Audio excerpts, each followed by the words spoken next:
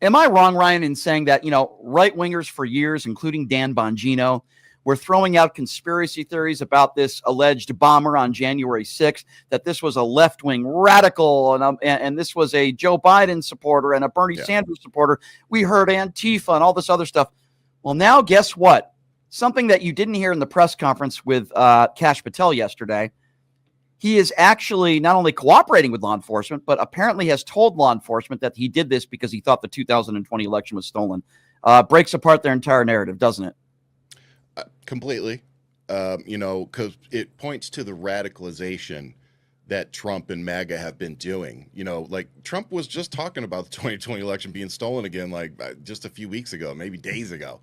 So I mean, he's still talking about it. So it's not really surprising to hear that there's still these extremists out there that are clinging on to this because the president is. Mm-hmm. So, and to be fair, our side had our fair share of conspiracies of who it was. I think the biggest one was it was Margie Taylor Greene. Yeah, I heard that. We matched her shoes.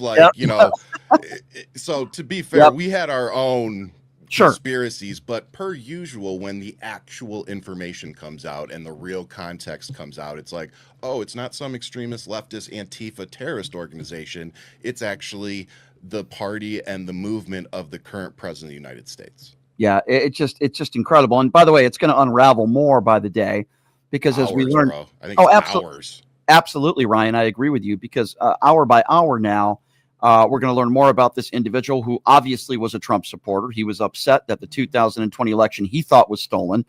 More incitement that you can blame Donald Trump for, but then they'll forget about this story, right? And he'll be pardoned in a few months. Probably. You're probably right. I didn't even think about that. I know. It just hit me. I'm like, they'll pardon him in a minute. Would not surprise me one bit. Not even a little bit. So here we are again with what we would call right-wing violence, not left-wing violence. Thank God those bombs didn't go off because if they did, a lot of people would have lost their lives. I'm glad they didn't. Yeah, for sure. And why was he there in the first place? Why was he there? The same reason why the guy sent pipe bombs to CNN.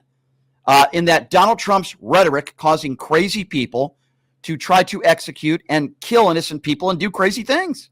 Yeah. Again, it just points to how bad January 6th really was. It points to how bad the rhetoric still is.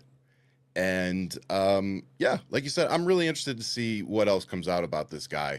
And like you said, I think it'll be just like Trump's, assassin, how we just magically don't talk about this dude anymore or anything like that, or the Secret Service's failures or anything.